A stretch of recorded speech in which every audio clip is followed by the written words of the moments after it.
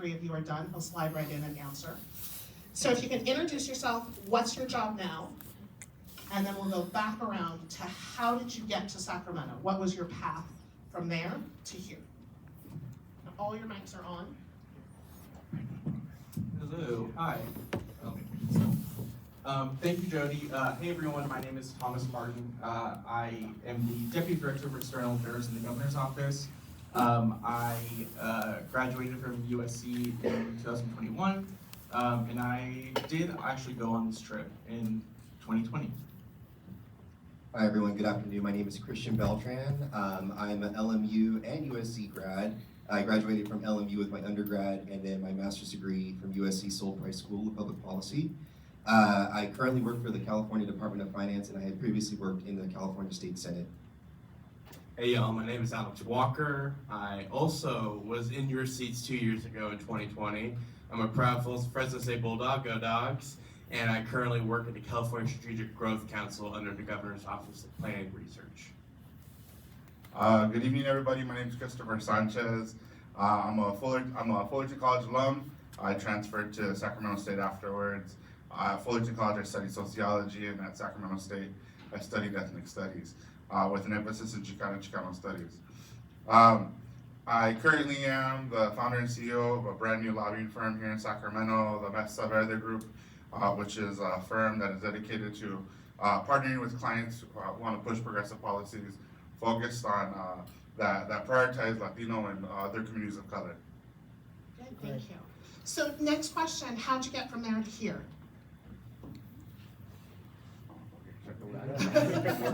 We'll go backwards, okay? Alright. So how did I get from there to here? So I have a very unique story in the sense that I was politicized before I entered into college. I was a student who started college late. I started when I was 22. But there was an issue in my city in Fullerton about a city council member who was making disparaging remarks about murals that were painted in the city by Chicano youth in the 1970s. He said those things were gang related and that they needed to get taken down immediately. And those images were of lowriders and zoot suiters, and that's exactly who my family is. So I started organizing folks in my community, not knowing how to do that, just telling people, hey, like, did you hear what they said at city council? Maybe we should go do something about it. And it naturally just started having a grassroots kind of coalition of neighbors, because we were saying, okay, you want to address the gang problem, you want to talk about it, let's actually sit down and have actual dialogue about it. While I was doing that, the mayor at the time, who is now Assemblymember Sharon Quirk Silva, told me something I hadn't heard before, and they said, you know, you're actually kind of talented and you have a lot of skills, and we would like to have you be a part of our campaign, because we haven't seen people kind of attract to your grassroots efforts this way before. And so I joined her campaign in 2008. I was fortunate enough to continue that mentorship and that relationship with her and work on various campaigns, and then I ended up going to college after that. She forced me to go to school, by the way. And then when she ran for state assembly, I just happened to be my transfer year. I had my acceptance letters, and I was like, hey, I got something to show you. She's like, perfect, I got a bunch of people coming over tomorrow, and you should come over as well. And then I went and I showed her that I was transferring, and she's like, oh, I need you to sign this because I want to go to the state assembly in Sacramento. I was like, oh, I guess I'll just go to Sac State then. So I worked in the legislature for 4 years for Ms. Quirk Silva first, and then Ms. Patty Lopez, who is a very unique story herself. Afterwards, I became a policy advocate with CHIRLA, the Coalition for Humane Immigrant Rights, California's largest immigrant rights organization. That's a grassroots led effort. And then after that, I went on, after fighting Trump for 4 years, I went to the Western Center on Poverty, where I continued my advocacy and continued to expand my bandwidth to fight and poverty measures that put people further down into poverty. And then today, now I have opened my firm because I know that there's a lot of little nonprofits that have great ideas that want a voice in Sacramento, but they don't know who to trust.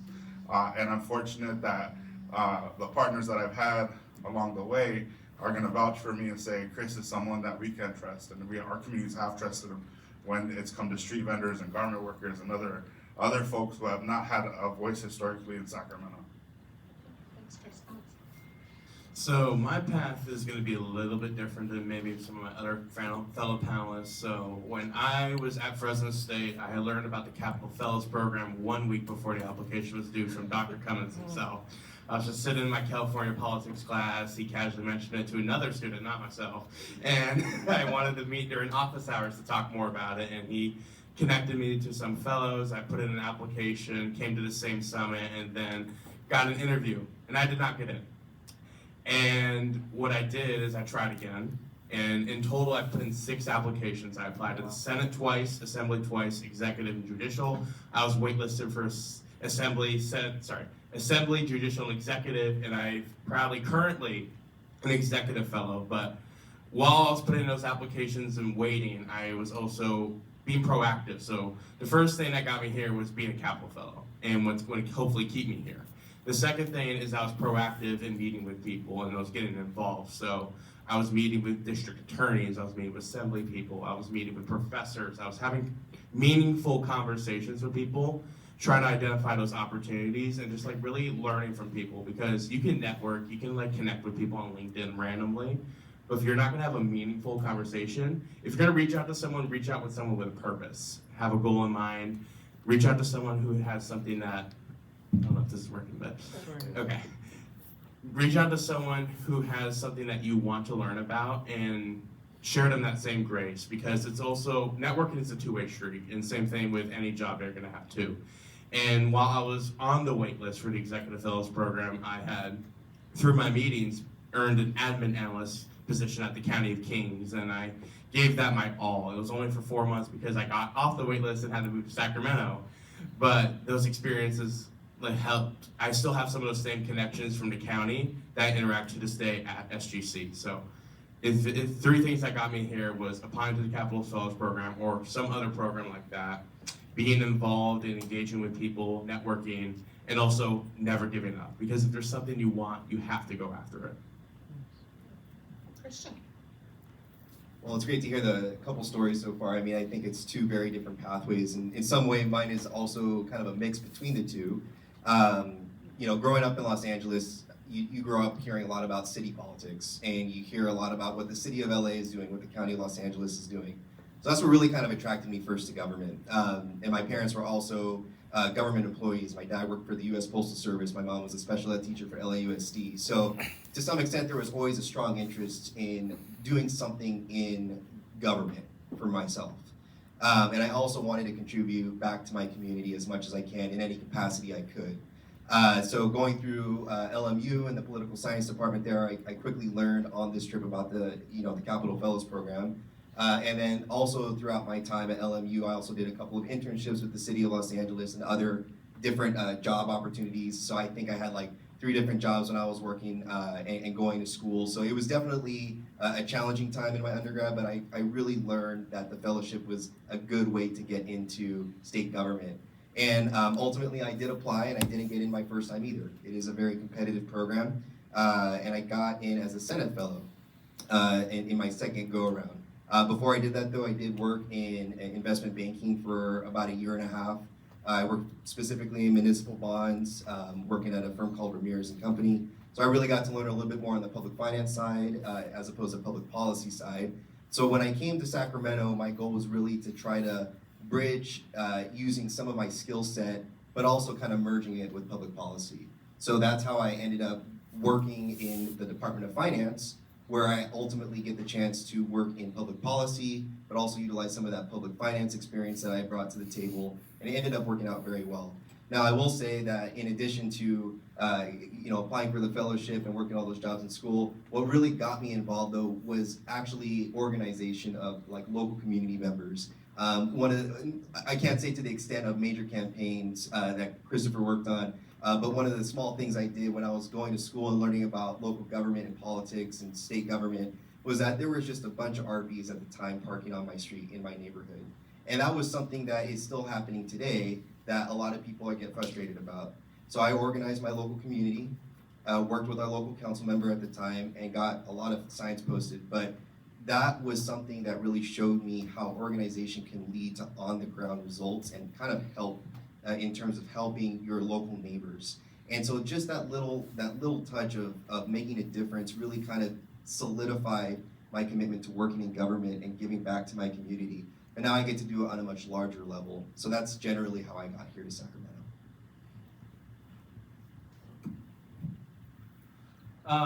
So for me, I was pretty politically engaged in college.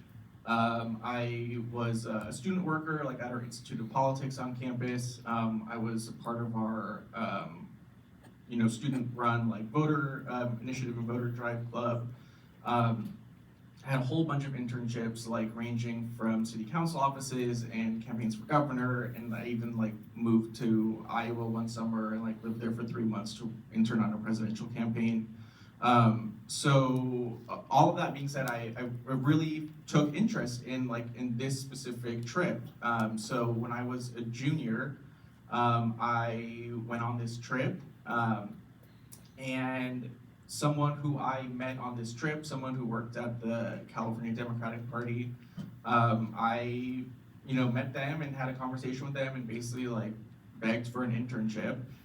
So I left this trip with an internship at the California Democratic Party. I was there for about a year.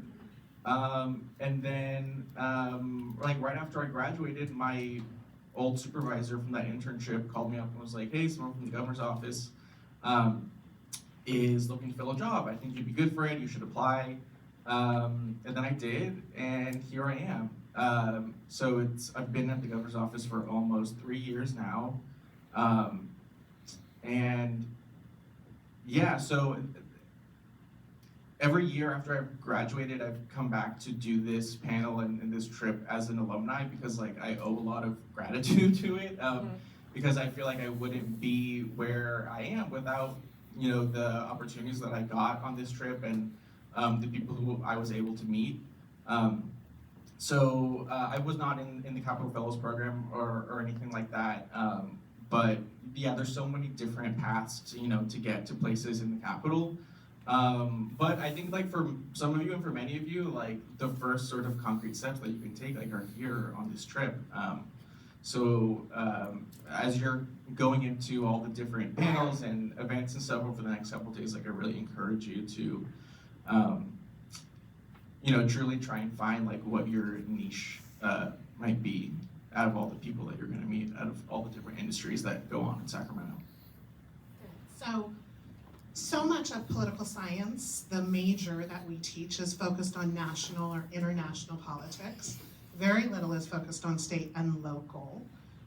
So make a sales pitch. Why Sacramento? Why California politics? Why aren't you in DC or at the UN? Why do you find California politics the place you want to work?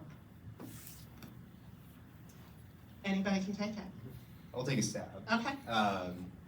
So one of the kind of distinctions I like to tell people is that there are a lot of different roles that you can play in state government, as well as federal government and local politics, sure. First off, you can't pay me enough to go work in federal politics. I mean, it just is such, everything moves so much slower there and gets so highly politicized on the federal level. And to me, that's not an environment that's conducive to what I want in my career. I want to actually make a difference, right? And so I felt like state government was going to be one of those places where I could really make the widest impact possible while also seeing the results and actually seeing how people's lives are impacted on a day-to-day basis.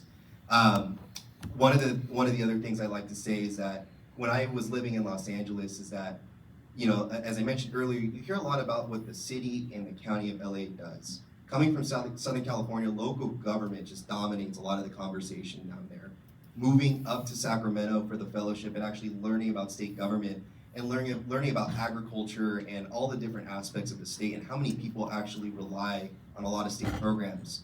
That was very eye-opening for me. And it was something that I really look back on and really nail down why I wanted to get part of some kind of state entity or state executive branch or executive branch department. I worked in the legislature for only a year.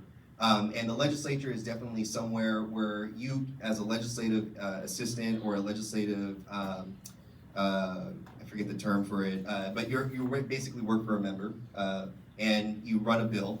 But one of the things I quickly learned is that in the Capitol, relationships of the members matter, and so it doesn't matter how good your bill is if there's certain relationships and certain political dynamics there, it's sometimes completely out of your control, and that is across the board for a lot of different aspects of executive branch roles as well. But that's generally why I got involved in state government, is because I wanted to make some of the largest impact possible and actually be able to see it on the ground as quickly as possible. And so that's what I get to see here in my role in the California Department of Finance, where, and we'll talk a little bit about it later, where I help structure the administration's budget every year, which is, we've seen highs, we've seen lows, but I enjoy my job every single day and seeing the impact that it has in folks' lives. Those of you who are just coming in, there's also some spots in the front if you want, if there aren't enough chairs back there. If you're at a table with an empty chair, raise your hand. See? Look at how friendly they look. Fill in those seats. There's still more. Okay, you guys are good. So the question that we're talking about is, why state government? Why work in state government? I think, like, we all have the same core knowledge. So for the new folks, if you can just introduce yourselves again so they know who you are, and then you can answer the question. Hi, my name is Alex Walker. I'm an executive fellow with the California Strategic Growth Council under the Governor's Office of Plan and Research, and most of us in here are poli-sci majors. I'm sure regardless of whatever your major is, you've heard that California is one of the top economies in the world, one of the largest states. Like, there's lots of opportunity here. Like, we all know this, but beyond that, prior to the fellowship, this is the first time, I've since learned that Sacramento is not a big city from people who've lived in here longer than me or from LA, but to me, Sacramento is a big city because I come from a very small rural ag town called Lemoore, which is 40 minutes south of Fresno. So this was such a drastic change for me, and what I enjoy about Sacramento, It's a drastic change for a lot of people, just not always in that direction. but like what surprised me is that I actually really enjoy living here, because what I enjoy about Sacramento is what I enjoyed about Lemoore, being in my county role, being involved in city council, being involved in my community. Like, it's still present there. So I think for me, why Sacramento is just it's the opportunity to really get involved in such meaningful ways, and you can still feel that closeness, because what I've heard from other peers, and I've also considered applying for federal level programs as well, or national level programs, is that there's a disconnect. And I feel like in state government, in this type of role, whether you're working in the legislature, whether you're working in the executive branch, or even if you're in the judicial branch, you still have that closeness to your community.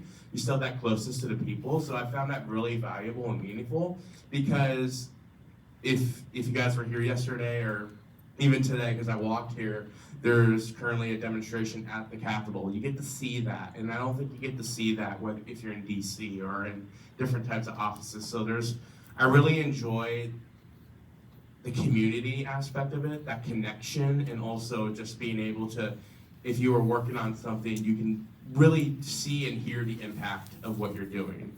Whether or not you're doing something, you'll also hear that too. And I think that's truly meaningful, and I wouldn't trade that for anything.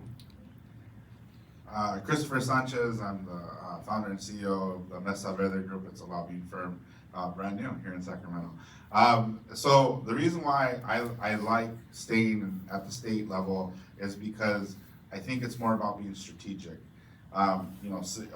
Oftentimes our partners from the rest of the United States comes flooding with ideas, saying, "Hey, you guys should feed all the children at your elementary schools and your high schools. Can you do it first so we can do it?" And that's exactly what California did.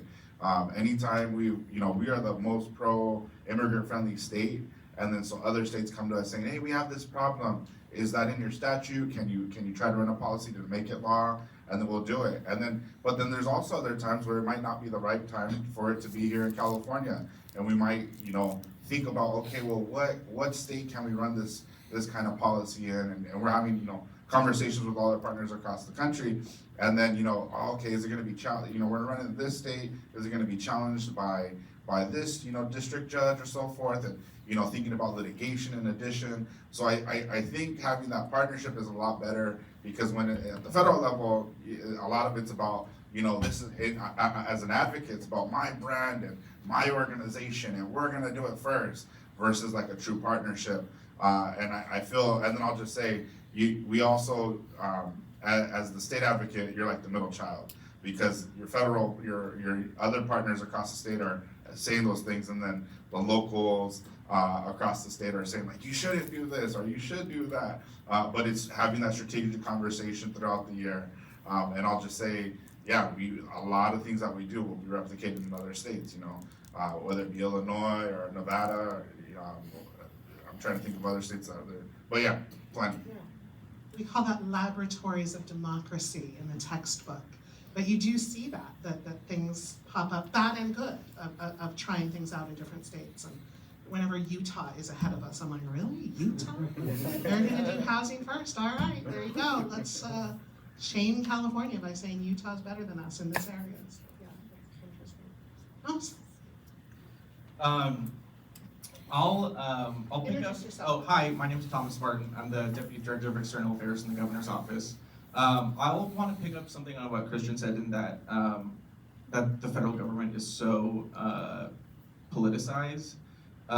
So you get people like, on the federal level introducing a lot of cool and great ideas, but nothing ever happens with them, because I saw an article that this term's Congress or whatever has passed like 30-something bills, or like 37 bills. It's like almost a record low. So a lot of times nothing ever gets done there, but that's not true here. Obviously, just in terms of how political science works, our majorities have their own infighting and whatnot. But for a lot of the times, we're able to do a lot through the legislative process, and through powers in the executive branch as they may be. So we're really a leader in a lot of different policy areas that a lot of people try to replicate.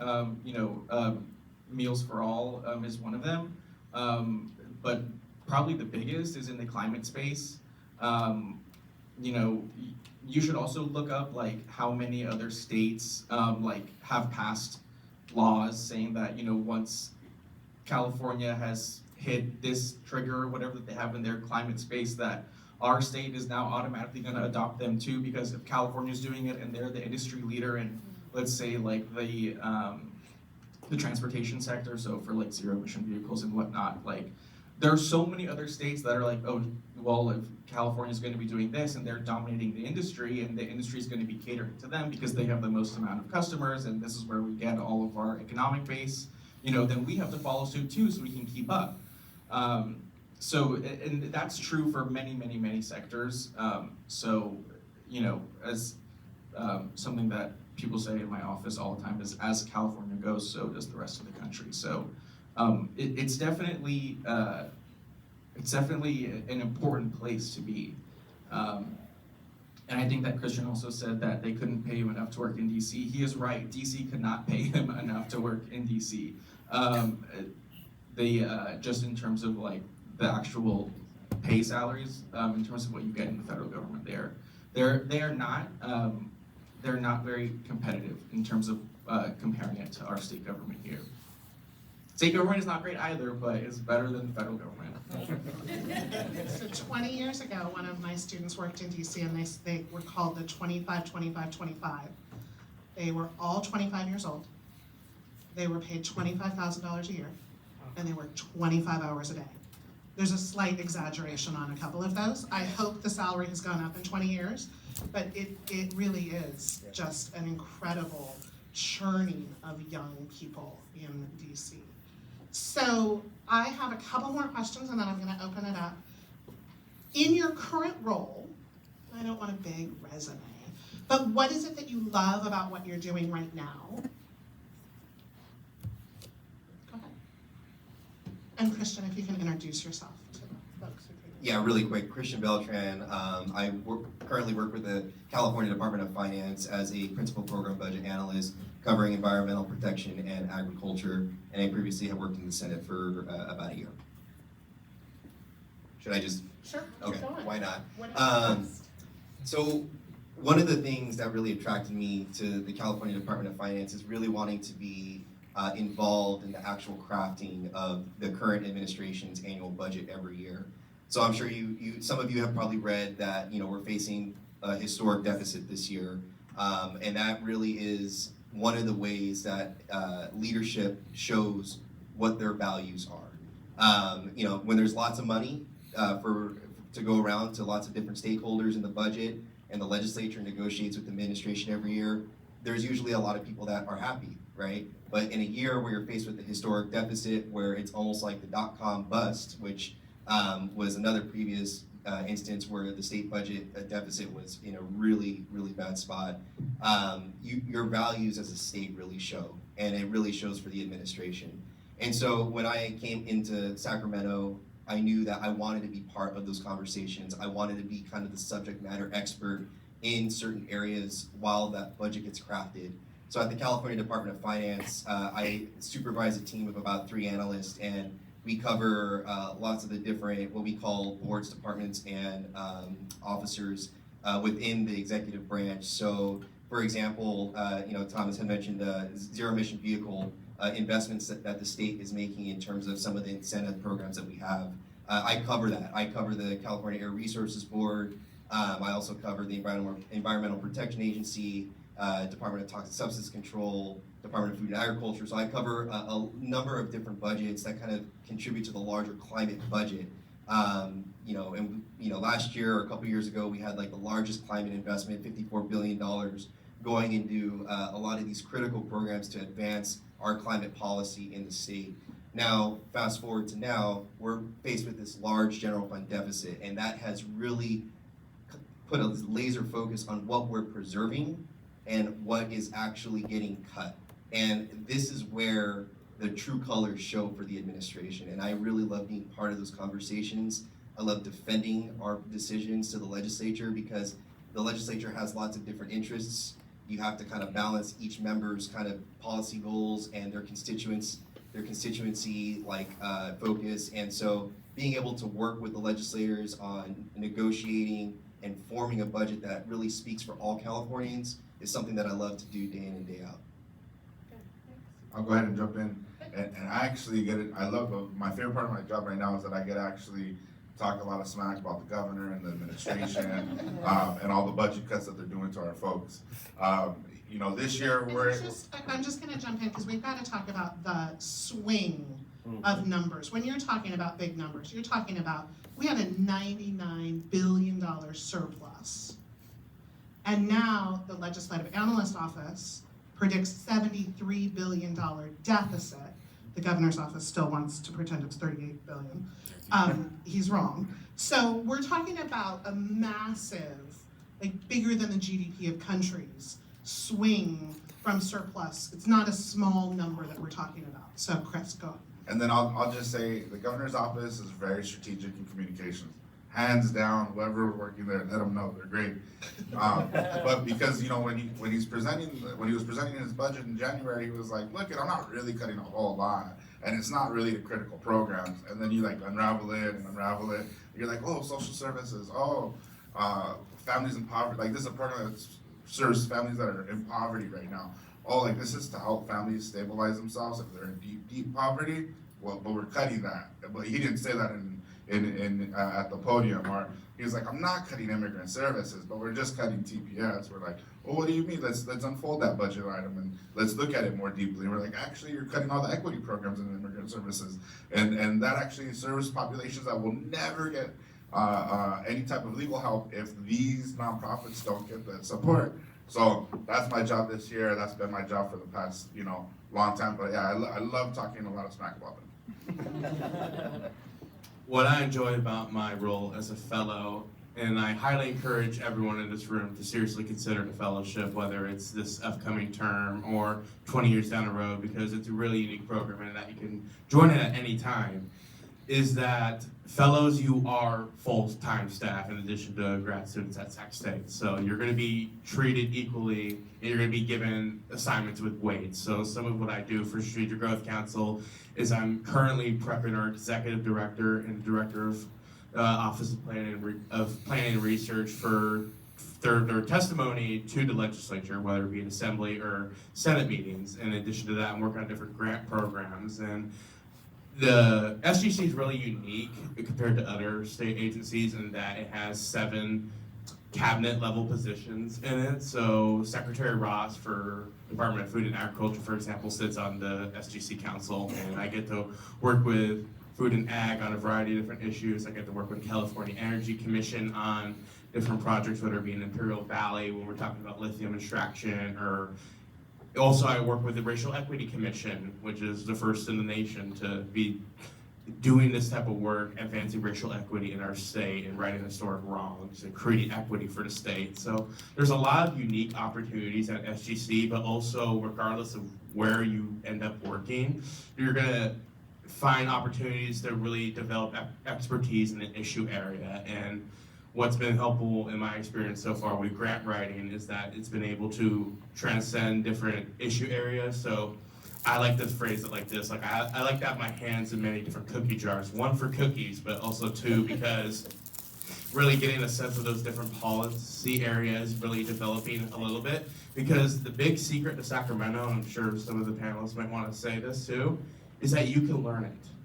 Like, all of you are capable of working in state government, just by the virtue of you being here, because you took initiative, and all of you, to the best of my knowledge, are doing well in your classes and things like that, but you can always pivot, you can always learn, you can always experience these things, and I think that's really important to say, because I myself felt like I didn't belong in a room for a long time. We talk about imposter syndrome, and just, you can learn on the job, just experiencing it and giving it you all really does transform the experience, and also really showcases the fact that some of the issues that our state are facing, no one has ever dealt with them before. So you're new to it, so are they.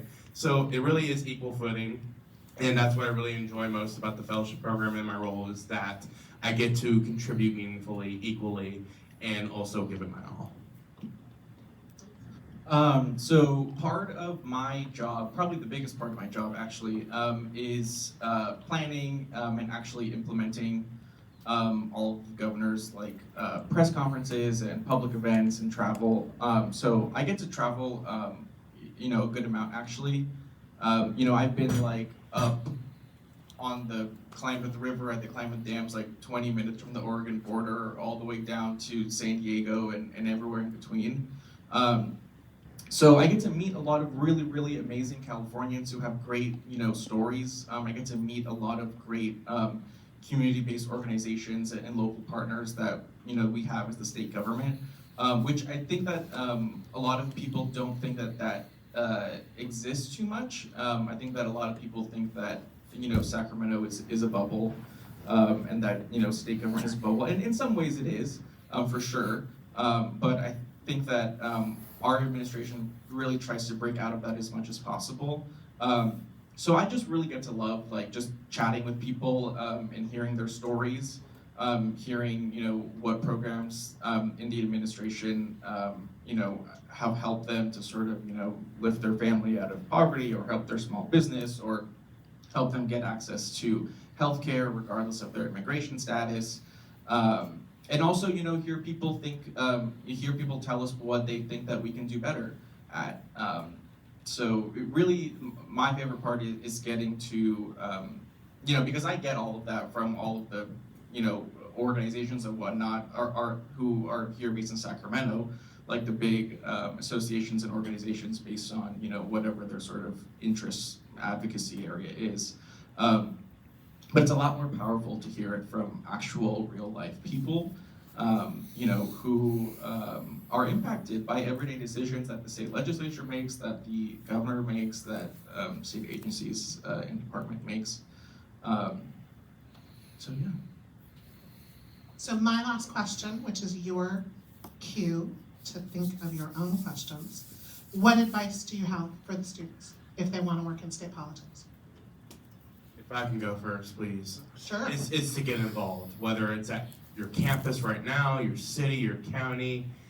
Meet with people, talk to people, because like I said, it took me 6 applications to get into the fellowship program right here, right now, and I'm very proud that I did that. And not only that, but I'm really proud of all the experiences I had, whether they're at Fresno State, in the Cost Honors program, at ASI, which is our student government, whether it was my community service through my local Rotary Club, whether it was just going to city council, being annoying, always having a public comment to make.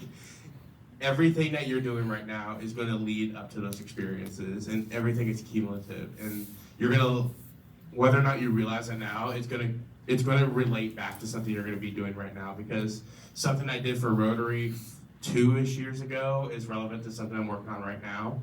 And you're just going to have to allow yourself the grace and time to achieve your goals first and foremost, because as much as we would all like to write it on stone, life happens. But allow yourself the opportunity to say yes. Allow yourself the opportunity to pursue what you care about, figure out your passion.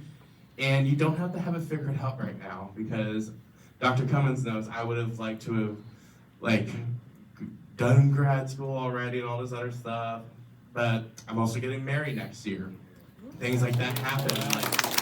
You also need to allow yourself the time to be a person, a human being, and allow yourself that grace. So just really enjoy the moment that you're in right now, and just recognize that you can learn it. And that's the biggest lesson that I've learned through my fellowship experience.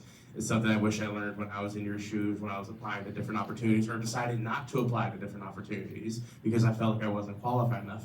You can learn it. 3 things. Be kind to everybody that you come across that's in this space. Whether you like them or don't like them, you could always give them a smile. Whether that's a smile, it's I don't really care for you.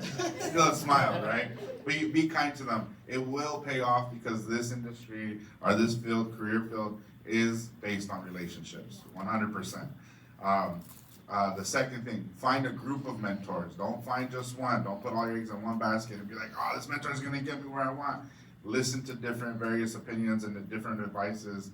Find mentorship. That's really, really big. And 3, I know a lot of you are probably want to be the next assembly member or senator or governor maybe, or want to be an elected official, and you're probably making sure that your Instagram doesn't have anything that shouldn't be on there or anything of that nature. I want you, like Alex said, live your life. Don't worry about that now. There's been plenty of accidents that have happened across the street from members, and they're still elected. So I want you to be youthful, because I wish I would have given that advice to myself when I was in your shoes. Building off of what Christopher was saying, I was going to say network with confidence and network with kindness. When I was in your shoes, I wasn't somewhat of an extrovert at the time. And I really want to encourage you while you're in Sacramento to network with confidence, because at least us, we were all in your seats at one time, or at least as a student at one of your schools. And we found ourselves in a very similar situation. So it's important to just, be confident in who you are and what you're trying to accomplish here. And then of course, do it with kindness. Treat everyone nicely. No need to hold grudges with people while you're up here. Make the best of this opportunity for yourself to learn, to network, and to meet people. And those people will hopefully help you in return when it's time to apply for jobs. Yeah, for risk of sounding like a broken record, I was gonna say network, confidence is key, and really try to market yourself in a way, whether you are just networking with someone or you're going into an interview. I think it's really important to truly, I guess, to the best of your ability, really sort of find out what your idea of self is, and who you are, what are your goals, what are your values, and how you can use that to create a mutually beneficial sort of agreement or whatnot between yourself and the other person who you're chatting with or trying to get a job from. But the number one thing is networking. Especially with this amazing opportunity you have over the next couple days. Network with people on the panels that you were at, but also network amongst each other. You never know where the person sitting next to you is going to be like a couple years down the line, and where you might be, and how you all can help each other. Thank you. So questions? Yes. Stand up, name, school, and question. My name is Brian Watson, I go to LMU. And for the people on the panel that have been on this field trip for California politics, from your perspective, what do you believe to be the best resources or services provided by this field trip to us? Okay, so let me just say that loud. So those who have been on this trip, Yeah. what was the best part? The best resources. Best Or resources, services provided by the services. to the students. When I was on the trip, it was definitely just hearing from the panelists, but also I think there's opportunities where they have those networking nights with the rest of the schools. Tonight. Okay, Soon. great. So, don't stay in your tables. Oh, I'm gonna force them to. All right, good, Jody, do it, because it's very important to just network with amongst each other. But I would say also that there's generally a lot of information that you can get from the legislature when you do meet with the different panelists there. They have a lot of great resources that is available to the public. They used to have like what's called a daily file. Take a look at the daily file. Look at what's actually going through the legislature, what bills are going through the legislature. It has all of the different committee member makeups, and there was a big shift in leadership recently in both the Senate and the Assembly. You can really see the different kind of committee membership that's made up in each house right now, and see how leadership is potentially strategically placing certain members on certain committees to drive certain policy changes. You'll kind of learn that as you hear more from panelists during your time here on the trip. But it's just a great resource for you to kind of see what's going through the different legislative process right now. So those are a few I can think of. On Tuesday morning, we'll meet with a lot of those legislative leaders, Speaker of the Assembly, President Pro Tem of the Senate, and kind of hear some of that. Yes, your question. Name, school, and your question. Hi, I'm Elijah Vera from LMU. My question is, well, let me phrase myself.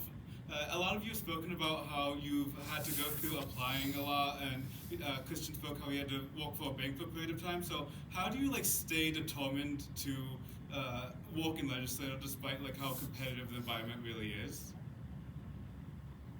And Chris, what happens when your legislator loses? You gotta apply to jobs, and yeah, it's horrible. Anyways, let me try to answer the question. Sacramento is not as competitive, but still competitive, and I'll say from my point of view, the reason why it's so competitive in Sacramento is because of nepotism.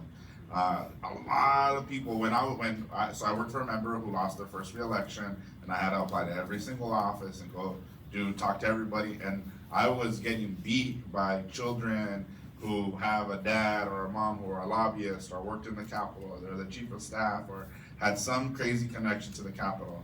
And so being an outsider coming into this space, I had to be twice as good in my interviews. I had to be twice as good talking to my mentors and staying connected to them, for any of them that were gonna be a reference for me or anything like that. So I that is the unfortunate part of this place. But I think if it wasn't for my mentors, I remember, before I got that phone call that I actually got a job in another legislative office, I was sitting with one of them. They said, well, what are you gonna do? You only have one work suite of, you only have a little bit of pay left. Well, what are you gonna do? And I was like, I'm gonna go back home and I'm just gonna, box groceries like I used to, and just gonna call it a day. And they're like, you worked in the California legislature for 2 years. You're not gonna do that. So I think going back to mentorship is gonna be key for folks that find it competitive. And when you've all said networking, a lot of it is just relationships, right? And proving your worth through your work. It's not necessarily networking as nepotism or cronyism. It can be. But it's also just letting people see your worth. And if I could say something to that, I believe in the power of thank you notes. So whether it's an interview that you guys are in, whether it's a coffee chat or a meeting that you have with someone that you're interested in learning more about, take the time to send them a thank you. It could be an email, it could just be a short little card, but meaningful engagement is key. And like my fellow panelists said, you have to lead with kindness, because people can tell if you're being fake. And if you're being genuine, if you're being sincere, if you're showing a genuine interest and you're being honest about your goals and what you're looking for, I think there's going to be reciprocity in that you're going to have people who are going to want to help you, and people who are going to take an interest. I myself, because I don't want to speak for the other panelists, I'm happy to give you guys my card tonight. I'm happy to connect on LinkedIn. I'm happy to talk if you're considering the fellowship program, whether this upcoming year or down the line. You have to just take the time to like be honest and like really show the person that you appreciate them. And just if you're gonna like say anything, like say it truthfully, because flattery can get you far, but it's not gonna get you through the door. Another question? Yes.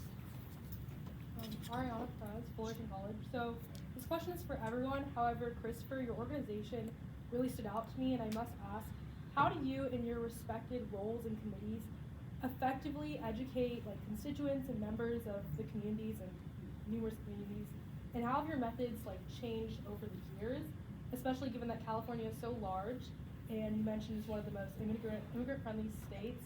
How do you find a way to reach everyone, especially like immigrants who are very new to the country and our government and our local policies, introducing bills and new policies that are trying to get passed? So if we summarize your question Yeah.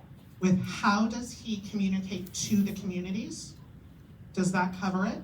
Yeah, so how have you effectively educated, how have those changed over the years, given that you've worked numerously with communities and in your role with your organization, highlighting like the Latino Sure.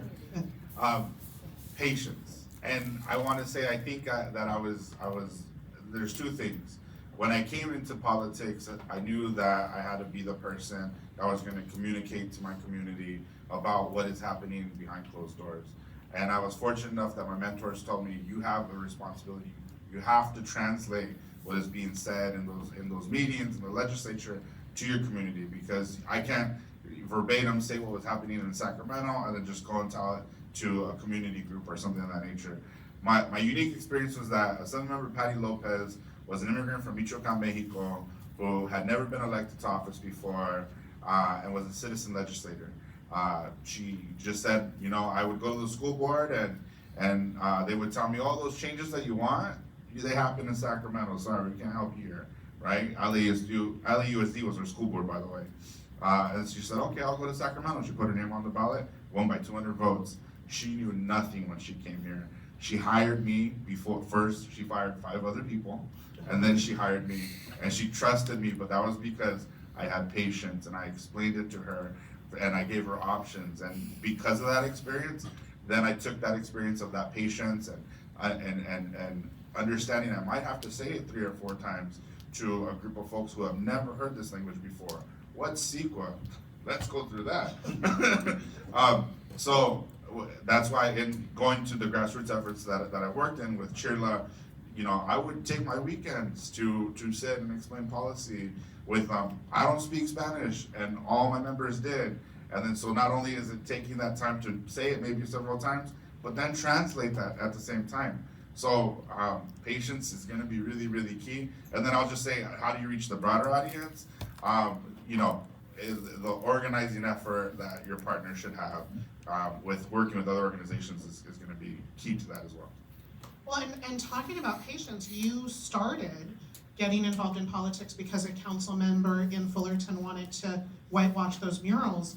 It took until, 2 years ago to get a council member elected who had them repainted by the original artist and raise money. And I mean, that's a long time just for something that simple. So patience, I think, is really key. Michael, did you have a question? Oh, yes. Okay. Other people? Oh, hello, colleagues. I'm Mike. I'm from Fullerton College. Hello, panelists. I have like a 2-part question. So Okay. the first One question part? is more so about the deficit, and you know, with the deficit being twice as much as, you know, kind of predicted, what are we doing about that deficit, and is it going to be done prior to like 2026? Because I think Newsom has until 2026, and like, who do you see as a front runner when Newsom is done? And then my next question is about the racial. Okay, so that's already 2 questions. Yeah. So I'm my gonna bad. stop you on 2. Okay, So That works. first, go ahead. how about other cuts?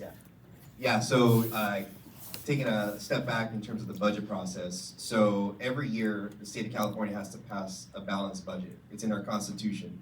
And the administration is really working hard on trying to identify key programs, sometimes not aligned with our stakeholder friends, that we would like to preserve in terms of just making sure we're keeping the ball rolling in a certain direction for climate, health and human services, social services. There's a whole span of different programs that we are trying to maintain as much as we can. The hard reality is the reason why we're seeing such a large deficit right now is because over the last few years, we had such a significant amount of federal resources that came in as a result of the COVID-19 pandemic. It was the first time in modern history where the state of California had to deal with something like that. And in many ways, there's a lot of variables there that have kind of contributed to a change in our projections and really a massive change in what is actually coming in as compared to our revenue projections. So the state of California, we rely heavily on personal income tax revenue, corporate income tax revenue, and sales tax. There's like, those are like the main three, right? And what we're seeing is that when the federal dollars from the IRA, which is the in the IIJA, Jody, you know the acronym? Okay, I forget that. Inflation Reduction Act, and then the Infrastructure Joint Act. Basically, those two pieces of legislation had such a tremendous economic impact at one point that there was so much cash flowing through California's economy. But those resources now gone, we're now seeing a contraction in a little bit of the economy and kind of a realignment of what our expectations are in terms of revenue projections. And so we allocated a tremendous amount of money in 2021 and 2022. This is somewhat of a realignment of expectations where we're starting to kind of see, okay, this is how much money we have left, and we have to balance it by June 30th before the next fiscal year. So we can't wait until Newsom's out of office to kind of balance the budget. In terms of front runner, your guess is as good as mine. So can't really talk to personally who I think is a good front runner. I know Senator Atkins recently announced her campaign. I know that there's other ambitions from other kind of constitutional officers like the state treasurer's office and so on and so forth. So there's definitely going to be a pool of good qualified candidates, but at this point I'm not really sure. Who else wants to take the budget cuts part of that? I can also talk to that, but if anyone else wants to, okay. So I have a follow-up on the budget, which is how important, and Christopher, I think in particular, because the others are kind of playing defense on the budget cuts, and you're playing offense. When it comes to how do you get the public to be mad enough about a budget cut that they change their mind? And so, as an example, Cal Matters Just Journalism, covering things, just did a story about housing for aged out foster youths being slashed from this budget. That is a terrible, tiny program to cut with horrific results. I think there is enough backlash that might get changed. So how do you, as a lobbyist wanting to protect your programs, use your community voices, use the media to try to change that before that budget is locked in? So I think it's about first identifying who your target is. Oftentimes when I'm looking at a cut, I'm like, the legislature is going to support that. The legislature should be fine. We might have to have a couple meetings. So the governor's really the target, right? In addition to him slashing it, maybe we've had communications with his office that he doesn't fully understand that program, or someone in his office, doesn't fully understand it like we do because of our expertise in that policy area. So then we figure out, well, who talks to the governor and who does he listen to? I could go to the Fullerton Observer, which is a small community paper, and raise all kinds of heck and write an op-ed. The governor is never going to read that. But if I go to the LA Times, he'll probably read that, or someone in his office will. But on Latino issues, there's also another strategy. Sometimes I'm like, I don't want to deliver this message in English. We're going to go to La Opinion, or we're going to go to Univision. We're going to deliver it in Spanish, especially in an election year when Latinos matter. Why? Because he can't be seen as a negative person, or the Dems for that matter, because then the sentiment amongst the Latino community, like, oh, well, they're not doing anything for us, and then he has to come back like, no, we're really doing, the Dems and I are doing a whole lot for you actually. And then it's much harder for someone like him to say that in Spanish. And of course, he'll have a great spokesperson. Like I said, hats off to the governor's office on communications. But it's strategy, and then so maybe it's like, okay, maybe Spanish media is not it. Maybe I'm gonna partner with the Vietnamese organization that I work with, or the Korean organization that I work with, and they're gonna deliver the message.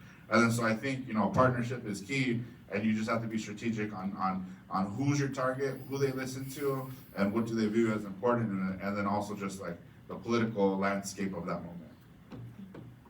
So Thomas, how's the reaction to that in the governor's office?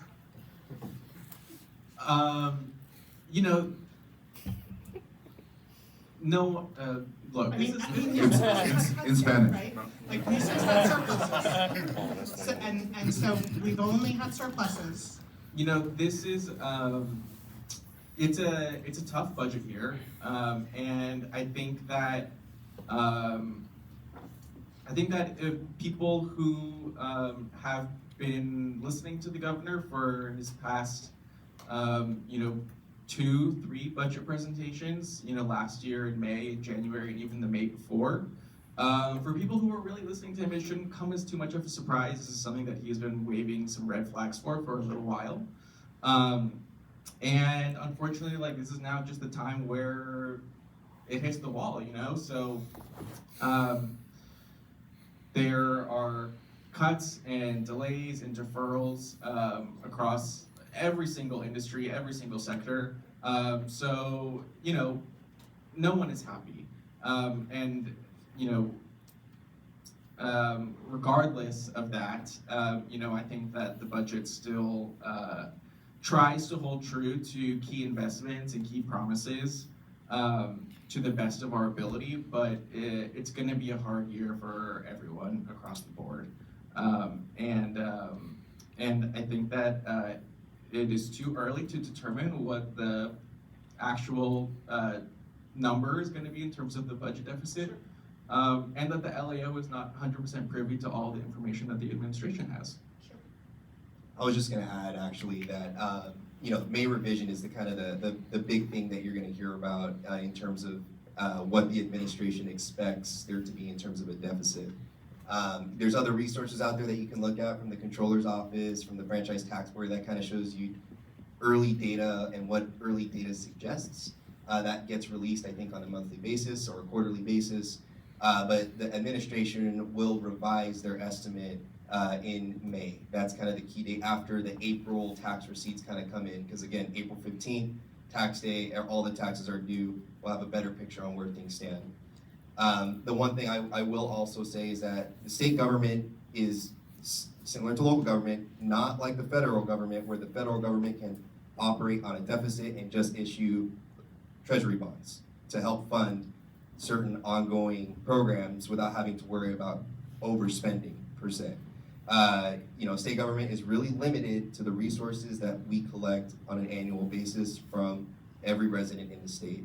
So we can't just keep spending. We are dealt with reality right now, and reality sometimes hurts certain individuals across the state, and that's unfortunate. But that's how it's structured through our Constitution. So the second question, who do you see as being governor in 2026? Anybody wanna? The mics are not hooked up to anything beyond this room. Oh, this is the Cal Chamber room. What are you talking about? Come on. I'm gonna look at the video camera wherever it's at. I'll just say, let's make some observations. How did folks announce their candidacy, right? Was it done in a video? Was it done with people? And I think from my perspective, the most notable candidate's announcement was probably Senator Toni Atkins. She did it with a very presidential rally. You haven't seen a rally of that magnitude for an announcement for governorship in a very long time. I don't even think Newsom had done something like that. I mean, he didn't necessarily need to. Brown didn't do something like that. So for modern Californians, that was kind of like, oh, wow. Like, why is this big American flag behind her? And why is there's like hundreds of people behind her? Right? She must be running for president. No, that's not the case. She's running for governor, actually. And other people kind of, just shared their story on the social media video. But how many voters are on social media? A lot of us are, but the rest of the state, let's be honest. The average Californian probably does not follow the former controller of the state of California. I think that's a fair assessment. So I would just say, look at how they announce. That would be my. I think that in general it's a little too early. There are, at least two, I think, pretty high-profile candidates who have not yet jumped into the race, but will soon. We make it an opportunity to ask Attorney General Rob Bonta if he's going to announce at our seminar. Well, good luck with that. He will not be doing that.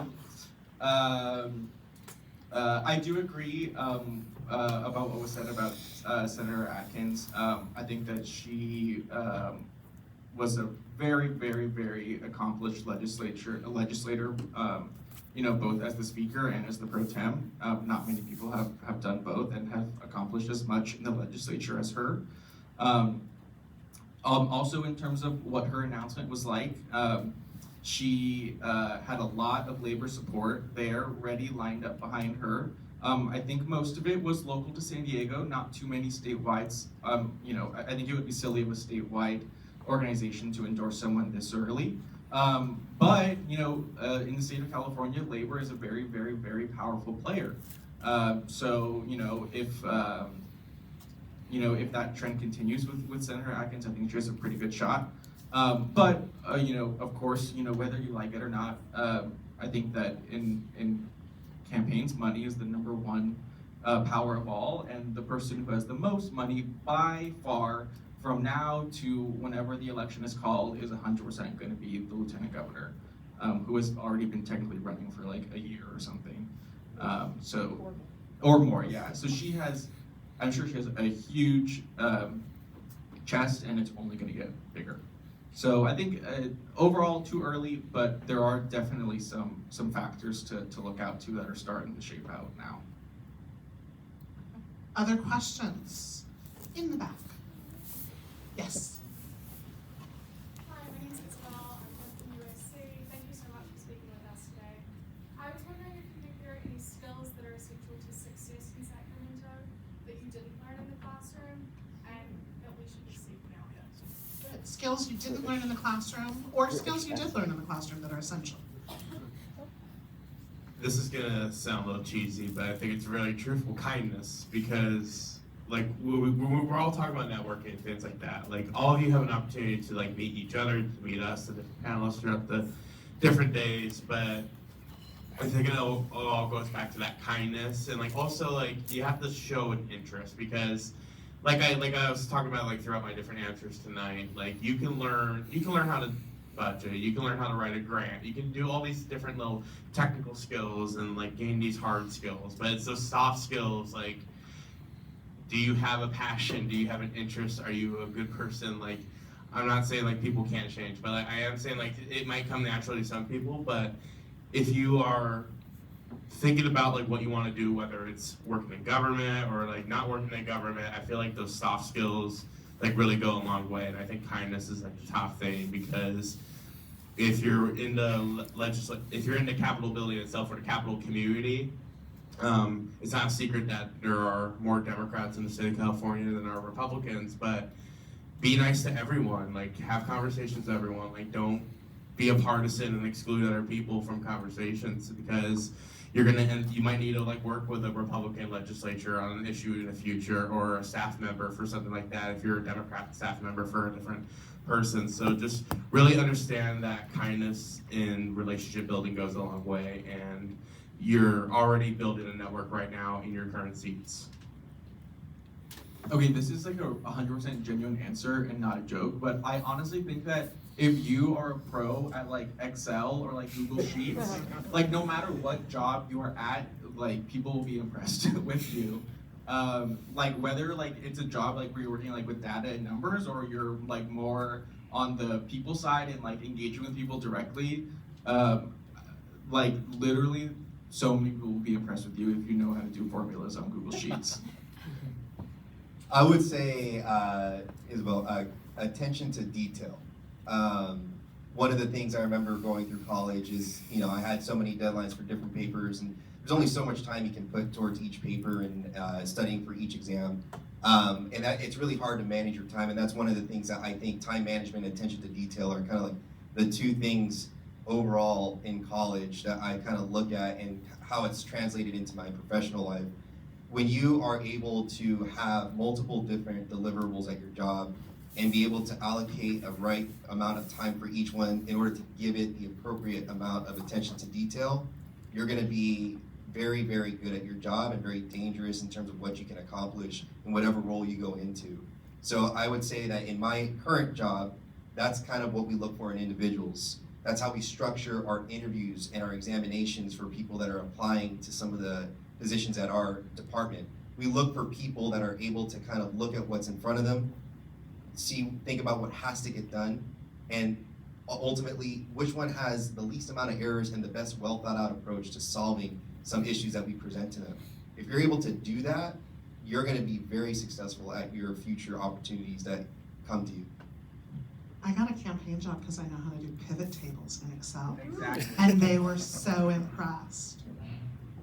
Somebody It chose. wasn't a joke. Like genuinely, it's a super. It was before impressive Google, skill. which I think is more impressive, but I'll let you go.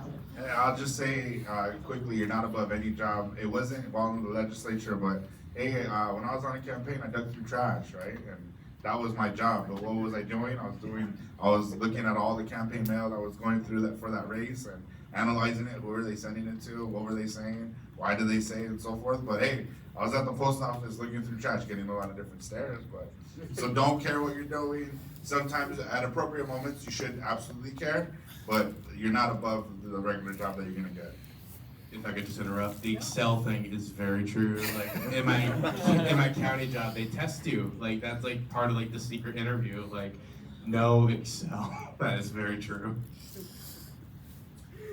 And I just 3 months ago followed Instagram for how to, like, all the cool things about PowerPoint, and I swear it's the best account that I follow.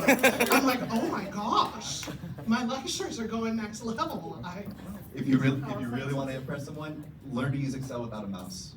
Oh yes. Then you'll just blow everyone out of the water. Those are little party tricks. One last question, and then we're going to start networking. So hi, my name is Paco. I go to the best school here, LMU. We'll fight you. No hats right now. So my question's around mental health. I feel like mental health is something.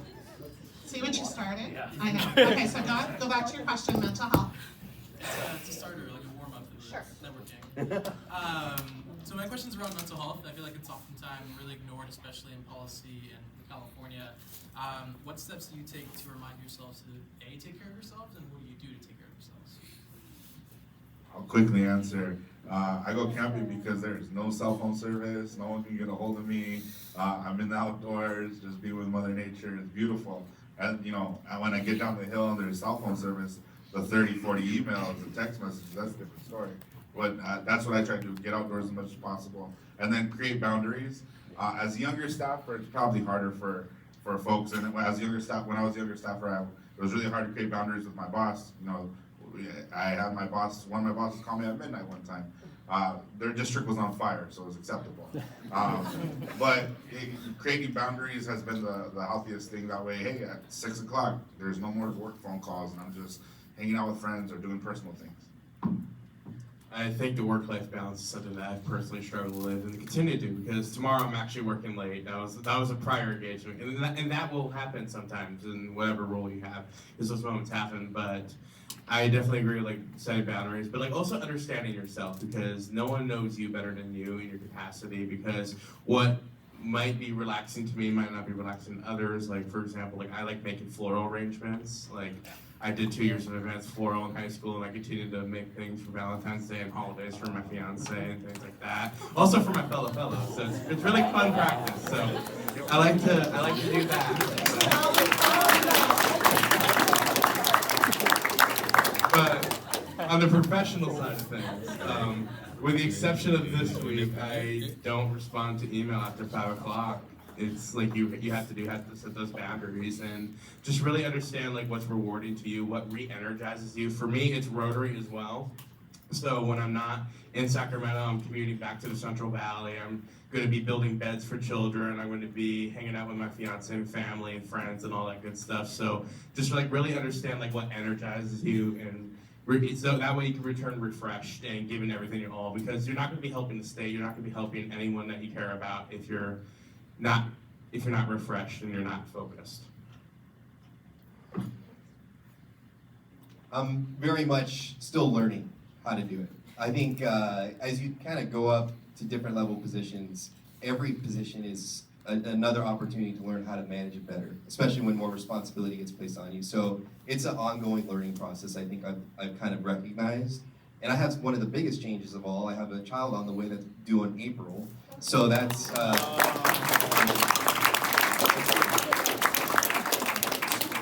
So that's going to be the largest challenge, I think, for me, because I've always been someone that's very professionally focused, and someone that is very, very hungry for his profession, but I also want to be the best dad possible. And so, you know, as you move on in your life, as you move on up the ladder in your career, you'll be faced with a bunch of different variables that will change how you do that. So it's an ongoing learning process. Yeah, I think that this is like a huge issue actually, especially in this industry, in state politics, and just in politics in general, and you know, advocacy and whatnot. It's just like ingrained in the culture. Like you're always on 24/7. You're always available 24/7. You know, do so over the weekend to complete XYZ. But it's especially true for young people and young staffers. It's sort of just like ingrained, like young people, you gotta put in the work, blah, blah, blah. So first, I would say that when all of you in this room are older and in charge, remember how you did not like to be treated when you were a young staffer, and let's break the cycle. But I think, you know, try to balance as much as you can, like, you know, if you are, I mean, something that I do in my office, at least, if I'm like working until like, if I'm working on the weekends, or if I'm working, you know, during the week until, you know, late at night, then, you know, maybe can we have some sort of like informal trade-off, like, can I like leave a little bit early, can I sign off a little bit early, but 100% agree about going outdoors. I mean, this is like the first like nice weekend in Sacramento in a couple months now. So just like even like this past week, like just, you know, being able like to step outside and like go for a walk during lunch or whatever, or like towards the end of the day, you know, or even if you're doing a super long, you know, project or whatever, having to work really late at night, just like take a break. It might seem like if you take a break that it's going to impede you, but just like getting like to reset and like go outside and like step in the sun and like breathe some fresh air is going to be so beneficial for you in the short term and the long term. So yeah, 100% agree about nature, everything outside. I remember when I first started, like I used to think like, oh, like if I can like go on a plane or whatever, like that'll be so nice. Or like, oh, my boss can be on a plane, like let me just take a break. But now they have like free Wi-Fi on planes, so like my boss is texting me like on her hour flight, and I'm just like, oh god, I thought I had a break. So yeah, so you just have to be creative and find new and more ways where there's no cell phone service. So join me in thanking our panelists.